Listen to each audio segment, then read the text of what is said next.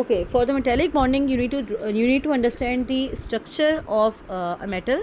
So as I've just drawn, it's a metallic bar that contains metal atoms that are arranged in regular repeating fashion. You would say that they're arranged orderly in layers. Now these layers contain metal atoms, and with or without reaction, just I've told you, the metal atoms always lose their electrons, and if the metal is not in a bonding state, like if it's not actively chemically bonding, it is just placed somewhere, for example a chair is there that is made of iron, then still the metal atoms will lose the respective number of electrons outside their lattice structure. So where the electrons will go?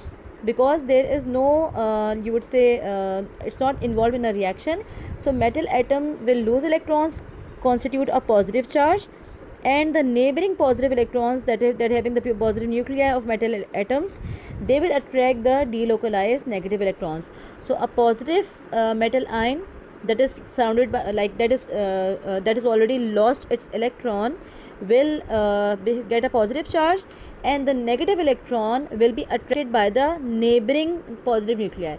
So this will be attracted by this, then it will attract the lost electron, and this will go on and on. So this attraction that is developed between the positive metal ion and delocalized electrons is very strong, and it is again similar electrostatic force of attraction that is developed between ionic compounds. So over here, the electrostatic force of attraction that is developed between the positive metal ions and the delocalized electrons is called as the metallic bond. Is it clear?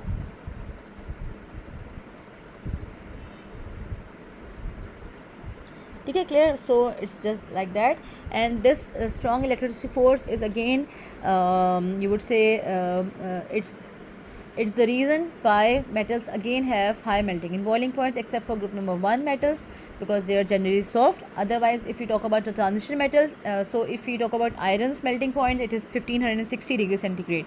So why iron has a very high melting point, or it's very hard and strong? Due to, again, first of all, high density of iron. Second thing, due to the high density, atomic number is 26. So 26 positive nuclei are surrounded by delocalized electrons, so they have a very strong force of attraction, and that's why a very high